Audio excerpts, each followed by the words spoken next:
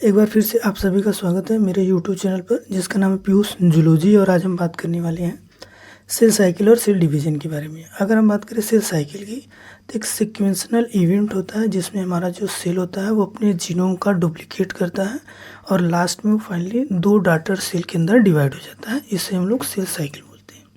अब अगर हम सेल डिवीजन देखें तो एज ए ह्यूमन के अंदर हमको 2 तरह का डिवीजन देखने को मिलता है। एक को बोलते हैं माइटोसिस और एक को बोलता है मियोसिस। माइटोसिस जो होता है वो हमको सोमैटिक सेल के अंदर देखने को मिलता है और इसमें जो क्रोमोसोम नंबर होते हैं वो होते हैं डिप्लॉयड। और जो मियोसिस होता है वो हमें जर्म सेल के अंदर देखने को मिलता है, गैमेट फॉर्मेशन के दौरान देखने को मिलता है। और इसमें जो क्रोमोसोम नंबर होते हैं वो हैप्लॉयड होते हैं। और आज की इस वीडियो में हम लोग बात करेंगे माइटोसिस डिवीज़न के बारे में। एक ह्यूमन सेल के अंदर माइटोसिस डिवीज़न कंप्लीट होने में लगभग 24 घंटे का समय लगता है। एक सेल साइकिल के अंदर अगर हम देखें तो हमको 2 बेसिक फेज देखने को मिलता है। एक को हम लोग बोलते हैं इंटरफेज और दूसरे को बोला जाता है यम फेज। अब अगर कुछ और बेसिक टर्म को देखें तो जो यम फेज होता है इसी के अंदर हमको सेल डिवीज़न देखने को मिलता है।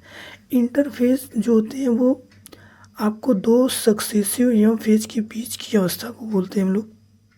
और इंटरफेज में सबसे ज़्यादा समय हमारा लगता है। जैसा कि आप यहाँ देख सकते हैं कि हमारे सेल में लगभग 95% जो ड्यूरेशन होती है सेल साइकिल की वो स्पेंड होती है कहाँ पे, इंटरफेज के दौरान। उसका रीज़न ये है, इस फेज के दौरान जो सेल होती हैं वो अपने को प्रिपेयर करती हैं सेल डिवीज़न के लिए।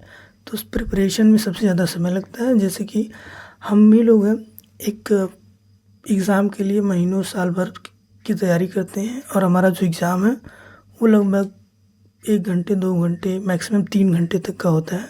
तो अगर हम अपने प्रिपरेटरी फेज़ को देखें तो हमारा काफ़ी ज़्यादा है और फाइनल जो हमारा एग्ज़ाम वो काफ़ी कम है। सेम उसी तरह जो इंटर फेज होता है इस दौरान जो सेल होती हैं वो अपने को प्रिपेयर करती हैं सेल डिवीज़न के लिए।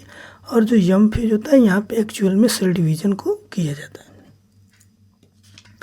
अब अगर हम देखें तो एक सेल डिवीज़न के अंदर हमको सबसे पहले न्यूक्लियर डिवीज़न करना होता है, फिर उसके बाद हम उसके साइटोप्लाज्म का डिवीज़न करते हैं। तो जो सेल के अंदर न्यूक्लियर डिवीज़न होता है उसे हम लोग कैरियोकाइनेसिस बोलते हैं और जो साइटोप्लाज्मिक डिवीज़न होता है उससे हम लोग साइटोकाइनेसिस बोलते हैं। अब अगर हम इंटरफेज की बात करें तो इंटरफेज को फर्दर 3 फेज के अंदर डिवाइड किया जाता है, जिसे हम G1, S एंड G2 के नाम से जानते हैं। अब अगर हम इनके बारे में देखें तो जो G1 फेज होता है इस दौरान जो सेल होती है वो मेटाबॉलिकली रूप से एक्टिव होती हैं और कंटिन्यू ग्रो करती हैं। लेकिन इस फेज के दौरान डीएनए का जो रेप्लिकेशन होता है वो नहीं होता है। अब अगर हम बात करें यस की, तो इस दौरान हमको डीएनए का सिंथेसिस देखने को मिलता है और जो डीएनए का रेप्लिकेशन होता है वो न्यूक्लियस के अंदर देखने को मिलेगा और जो सेंट्रियोल होते हैं वो डुप्लीकेट होते हैं साइटोप्लाज्म के अंदर। अब अगर हम बात करें G2 की, तो G2 फेज के दौरान प्रोटीन का सिंथेसिस होता है। उन प्रोटीन को बनाया जाता है जो हमको सेल डिवीज़न के दौरान जिनकी ज़रूरत पड़ने वाली है। और एक्चुअल में जो सेल होती है वो अपने को प्रिपेयर कर लेती है यम फेज के लिए, यानी कि माइटोसिस के लिए जो सेल है वो अपने को प्रिपेयर कर लेती है। इस दौरान भी हमें सेल ग्रोथ देखने को मिलता है। अब जिन कोशिकाओं में सेल डिवीज़न नहीं होता है वे कोशिकाएं G1 स्टेज से निकल कर G0 स्टेज में चली जाती हैं। इसे हम लोग शांत अवस्था भी बोलते हैं। इस दौरान जो सेल होती है वो मेटाबॉलिकली रूप से एक्टिव होती हैं, बस जो सेल डिवीज़न है वो स्टॉप रहता है। अब हम बात करते हैं यम फेज के बारे में, यानी कि जो कैरियोकाइनेसिस होता है उसके अंदर हमको 4 स्टेप या 4 स्टेज देखने को मिलते हैं, जिसे हम लोग प्रोफेज, मेटाफेज, एनाफेज और टेलोफेज के नाम से जानते हैं। अब अगर हम बात करें प्रोफेज के बारे में, तो प्रोफेज के दौरान जो हमारा क्रोमेटिन मटेरियल होता है वो कंडेंस होता है। वो इस तरह से जो क्रोमेटिन धागे होते हैं वो इस तरह से कंडेंस होने लगते हैं।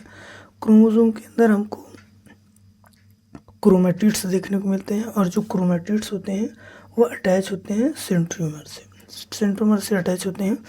और प्रोफेज के ख़त्म होते होते अगर हम देखें तो हमको न्यूक्लियर एनवलप जो होते हैं वो पूरी तरह से दिखाई नहीं देते हैं।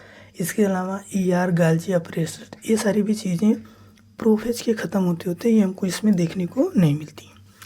तो जब हमारा अर्ली प्रोफेज होता है तो कुछ इस तरह से क्रोमेटिन धागे देखने को मिलते हैं और प्रोफेज ख़त्म होते होते हमारा जो क्रोमेटिन मटेरियल होता है वो इस तरह से कंडेंस हो जाता है। अब अगर हम बात करें मेटाफेज की, तो मेटाफेज के दौरान जो स्पिंडल फाइबर होते हैं वो क्रोमोसोम के काइनेटोकोर से जुड़ जाते हैं, अटैच हो जाते हैं, और दो सेंट्रोल्स जो होते हैं वो सेपरेट करते हैं और मूव करते हैं अपोजिट पोल की तरफ, और जो हमारा क्रोमोसोम होता है वो सेल के बीच में अरेंज हो जाता है। मेटाफेज जो होती है वो सेल की सबसे छोटी अवस्था होती है, और इसी दौरान हमको जो क्रोमोसोम होता है, गुणसूत्र जो होता है, वो सबसे स्पष्ट दिखाई देता है। अगर हमको गुणसूत्र का अध्ययन करना है तो हम सेल साइकिल के मेटाफेज का इंतज़ार करते हैं, क्योंकि इस समय जो गुणसूत्र होता है वो सबसे अच्छा विजिबल हमको होता है।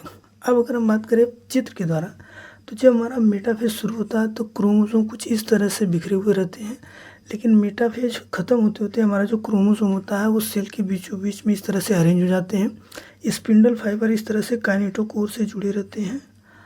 अब अगर हम बात करें एनाफेज की, तो एनाफेज के दौरान जो सेंट्रोमर होते हैं वो स्प्लिट कर जाते हैं, और क्रोमेटिन भी जो होते हैं वो अलग हो जाते हैं। क्रोमेटिस मूव करती हैं अपोजिट पोल की तरफ।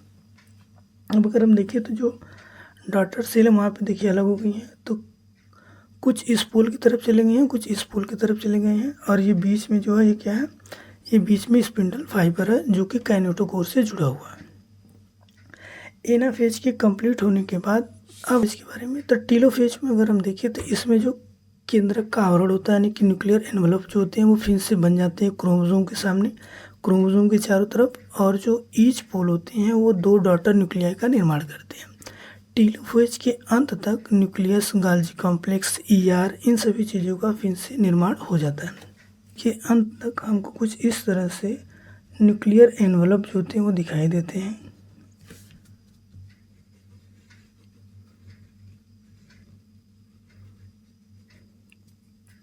कुछ इस तरह से हमको देखने को मिलता है।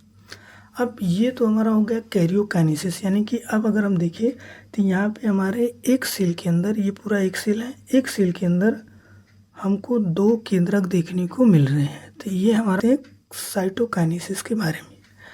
कैरियोकाइनेसिस के होने के बाद अब हम बात करेंगे साइटोकाइनेसिस की। तो साइटोकाइनेसिस में क्या होता है, हमारा जो साइटोप्लाज्म होता है वो डिवाइड होता है, इसलिए हम इसे साइटोकाइनेसिस बोलते हैं। अब अगर हम टीलोफेज में देखें तो टीलोफेज के दौरान हमको कुछ इस तरह का स्ट्रक्चर देखने को मिलता था। अब साइटोकाइनेसिस के दौरान ये जो फरोज होती हैं प्लाज्मा मेम्ब्रेन के अंदर, ये धीरे धीरे से डीप डीप डीप जाती हैं, और फाइनली जो होती हैं वो दो डॉटर सेल के अंदर डिवाइड हो जाती है, यानी कि दो जो साइटोप्लाज्म होते हैं वो उनका डिवीज़न कर देती हैं, और इस तरह से दो कोशिकाओं का निर्माण हो जाता है। अब अगर हम कुछ बात करें तो कुछ ऐसे ऑर्गेनिज्म हैं जिनके अंदर कैरियोकाइनेसिस तो होता है, यानी कि केंद्रक डिवीजन तो देखने को मिलता है, बट जो साइटोकाइनेसिस यानी कि कोशिका द्रव्य विभाजन जो होता है वो नहीं होता है, जिसकी वजह से हमको मल्टी न्यूक्लिएटेड कंडीशन देखने को मिलती है, और इसे हम बोलते हैं सिंसेशियम। और ये हमको देखने को मिलता है कोकोनट के एंडोस्पर्म के अंदर, यानी कि जो नारियल का पानी होता है वो वो क्या है, वो एक मल्टी न्यूक्लिएटेड कंडीशन होती है। आज की वीडियो में बस इतना ही। नेक्स्ट वीडियो में हम लोग बात करेंगे मियोसिस के बारे में।